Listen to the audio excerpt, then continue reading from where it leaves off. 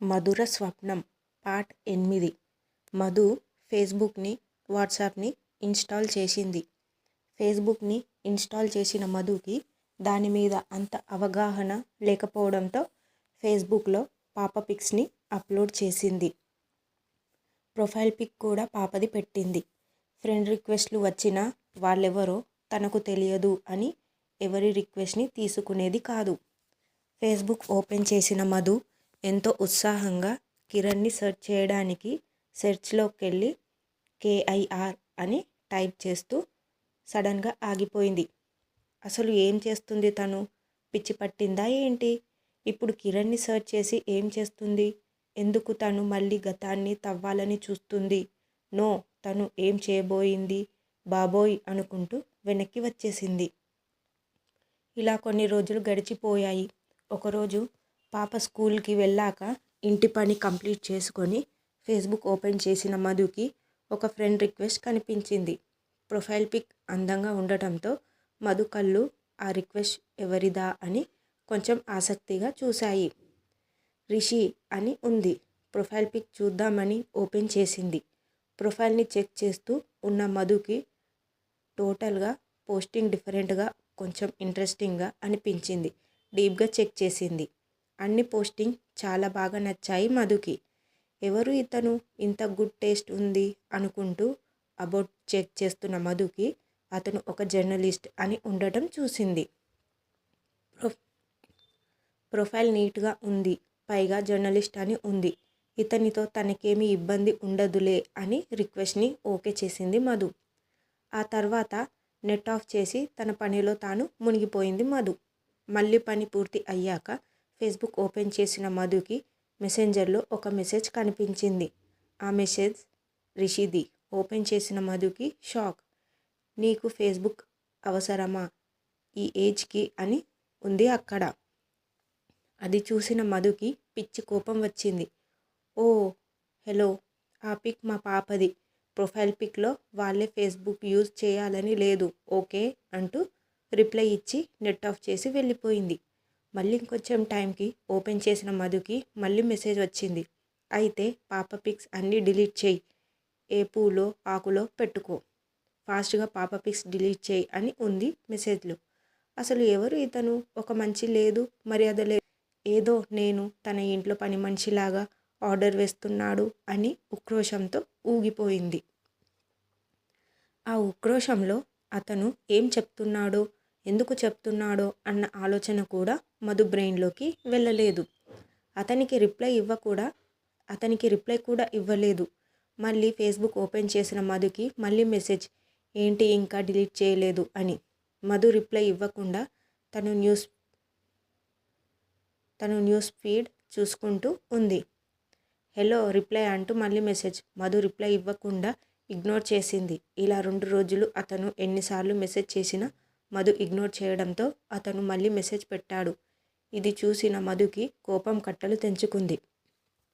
ఇంతకీ ఆ మెసేజ్ ఏంటి అంటే హలో ఫేక్ అమ్మాయి అని ఉంది. అంతే, మధులో సహనం చచ్చిపోయింది. కోపంగా ఎవరు ఫేక్, నువ్వా అని మెసేజ్ చేసింది. ఆన్లైన్లోనే ఉన్న రిషి వెంటనే నేను కాదు నువ్వు అని రిప్లై ఇచ్చాడు. మరి ఫేక్కి ఎందుకు రిక్వెస్ట్ పెట్టావు? బ్లాక్ చేసుకో పోయి అని రిప్లై ఇచ్చింది మధు. ఫేక్ కాకపోతే అమ్మాయిలు అలా పిక్స్ అప్లోడ్ చేయరు అని రిప్లై ఇచ్చింది. అంటే నేను ఎవరి పిక్స్ పెట్టుకోవాలో నీ పర్మిషన్ తీసుకొని పెట్టుకోవాలా అంటూ మధు రిప్లై ఇచ్చింది. అలా మాట పెరిగి ఒక పెద్ద యుద్ధమే అయ్యింది. ఇద్దరు ఎక్కడ తగ్గకపోవడం రిషి కావాలని మధుని విసిగించడంతో మధు రిషిని బ్లాక్ చేసేసింది.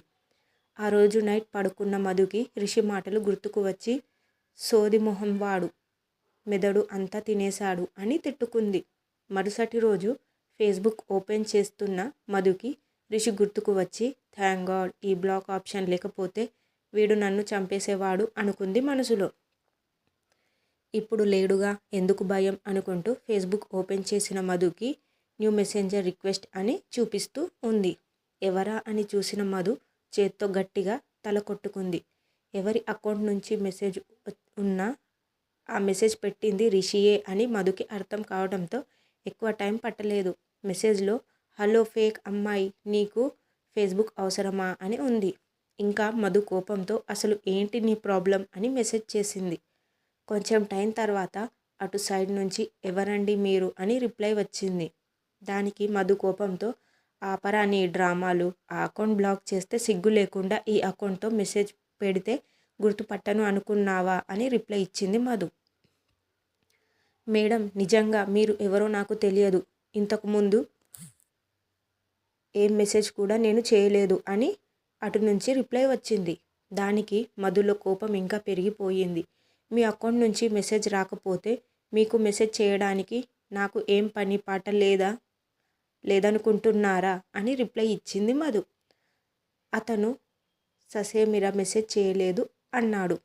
మధు స్క్రీన్ షాట్ తీసి ఈ మెసేజ్ నీ ఆత్మ పంపిందా అంటూ సెండ్ చేసింది. దానికి అవతల నుండి నిజంగా ఈ మెసేజ్ ఎవరు పెట్టారు నాకు తెలియదు మేడం అన్నాడు. నువ్వు రిషివేగా అంది మధు. లేదు మేడం, రిషి నా ఫ్రెండ్. మీకు రిషి తెలుసా అని అడిగాడతను. అయినా నీ అకౌంట్ నుంచి అతను ఎలా మెసేజ్ పెట్టాడు అని అడిగింది మధు. నా పాస్వర్డ్ అతనికి తెలుసు మేడం, మెసేజ్ పెట్టి చాట్ క్లియర్ చేసేశాడు, అందుకే నాకు తెలియదు అని చెప్పాడు అతను. ఎందుకో మధుకి అతను చెప్పింది నిజమే అనిపించింది. ఎందుకంటే రిషి మాటలు చాలా హార్డ్గా ఉంటాయి. ఒక రెస్పెక్ట్ ఉండదు, ఏముండదు. ఇతని పద్ధతి అలా లేదు అని అనుకుంది మధు. ఇంతలో హాయ్ ఫేక్ అమ్మాయి అని మెసేజ్ వచ్చింది. ఉష్, వీడు మళ్ళీ మొదలు పెట్టాడు అంటూ తల కొట్టుకుంది మధు. పిక్స్ తీయమంటే బ్లాక్ చేస్తావా? మర్యాదగా అన్బ్లాక్ చేయి, లేకపోతే నీ పోస్ట్లో ఏదో ఒక అకౌంట్తో కామెంట్స్ పెడతా అని అన్నాడు రిషి. ఏంటి బెదిరిస్తున్నావా? నీ ఇష్టం వచ్చింది చేసుకో అంటూ ఆఫ్లైన్ చేసి వెళ్ళిపోయింది మధు. రిషి కూడా మధుకి లాగే మొండివాడు. వాడు పెట్టే నసకి మధు చేసేదేమీ లేక అన్బ్లాక్ చేసింది. మళ్ళీ మొదలు పాప పిక్స్ తీయమని. మధు కోపంతో ఈసారి బ్లాక్ చేశాను, చచ్చినా అన్బ్లాక్ చేయను అని చెప్పింది. నువ్వు నన్ను బ్లాక్ చేసినా పర్వాలేదు, పాప పిక్స్ తీసేయి అని రిషి అన్న మాటకి మధు నిదానంగా ఆలోచించడం మొదలుపెట్టింది. ఎందుకో రీజన్ చెప్పు, తీస్తాను అంది మధు రిషితో. దానికి రిషి ఎందుకు ఏంటి, నీ అకౌంట్ ప్రైవసీలో లేదు, పబ్లిక్లో ఉంది, ఎవడైనా వెధవ డౌన్లోడ్ చేసి మిస్యూజ్ చేస్తే అని అన్నాడు రిషి. అదేంటి, అది చిన్న పాప, తన పిక్స్ తీసుకొని ఏం చేస్తారు అంది మధు. దానికి రిషి నువ్వు నిజంగానే అమాయకురాలివా లేక అమాయకురాలిగా నటిస్తున్నావా అని అడిగాడు. ఆ మాటలకి కోపం వచ్చిన మధు అవును, అమాయకురాలుగా నటించి నీ ఆస్తులు మొత్తం రాయించుకుందామని ఉంది. దానికి రిషి నీకు అంత సీన్ లేదు అని మొదటి రోజు గొడవ పడ్డావు చూడు, అప్పుడే అర్థమైందిలే. ఇంతకీ నిజంగా తను నీ పాపేనా అని అడిగాడు రిషి. మధు వెటకారంగా కాదు, పక్కింటి వాళ్ళ పాప, ఓకేనా అంది. మరి ఏంటి నువ్వు చిన్నపిల్లలా గొడవ పడుతున్నావు తెలుసా అని అన్నాడు రిషి. అదేంటి, నీ మాటలు వింటే ఎవరైనా అలాగే గొడవ పడతారు అంది మధు. లేదు, నీ ఏజ్ వాళ్ళు చిన్నపిల్లల్లా గొడవ పడరు అన్నాడు రిషి.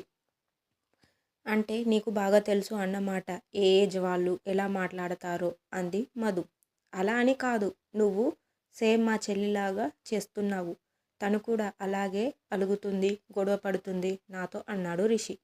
అప్పటి వరకు రిషి అంటే మంచి అభిప్రాయం లేని మధుకి రిషి తన కంపారిజన్ వల్ల చెల్లితో చేయడంతో మొట్టమొదటిసారిగా రిషి మీద మంచి ఇంప్రెషన్ వచ్చింది. ఏమీ మాట్లాడకుండా సైలెంట్గా ఉన్న మధుకి హలో అంటూ వచ్చిన మెసేజ్ చూసి హా అని రిప్లై ఇచ్చింది. ఏంటి మాట్లాడకుండా సైలెంట్గా ఉన్నావు, ఏదో ఒకటి అంటూ ఖాళీలాగా విరుచుకు పడిపోతావుగా అన్నాడు రిషి. ఇంకా నాకు ఏమీ పని లేదు మరి, అందరినీ తిట్టడం తప్ప అంది మధు. మరి నా మీదకి అలాగే వస్తున్నావుగా గొడవకి అన్నాడు రిషి. నువ్వు ఏదో ఒకటి అని నన్ను విసిగిస్తావు, అందుకే అరుస్తాను. నేను ఎవరితోనూ మాట్లాడను, గొడవ పడను అంది మధు. ఎన్ని రోజుల్లో నువ్వు ఈరోజే నాతో కొంచెం మంచిగా మాట్లాడతావు తెలుసా అన్నాడు రిషి. నువ్వు మంచిగా మాట్లాడితేనే నేను మంచిగానే మాట్లాడతాను అంది మధు. సర్లే కానీ పాప పిక్స్ డిలీట్ చేయు ముందు అన్నాడు రిషి. సరే అని ప్రొఫైల్కి వెళ్ళి పాప పిక్స్ అన్నీ డిలీట్ చేసింది మధు. గుడ్ అని మెసేజ్ పెట్టి ఆఫ్లైన్ చేశాడు రిషి. మధు మొట్టమొదటిసారిగా రిషి గురించి మంచిగా ఆలోచించడం మొదలుపెట్టింది. అన్నిసార్లు గొడవ పడినప్పుడల్లా అతను మాట్లాడిన మాటలు గుర్తుకు తెచ్చుకుంది మధు. అప్పట్లో కోపంలో తను గుర్తించలేదు కానీ వాడి మాటలు అన్నీ తనకు హెల్ప్ చేసేవిగానే ఉన్నాయి. కానీ వాడు చెప్పే విధానం ర్యాష్గా ఉండడంతో తను వాటిని పట్టించుకోకుండా మాటకి మాట అనడంతో ఉండిపోయింది. ఇంకా ఉంది.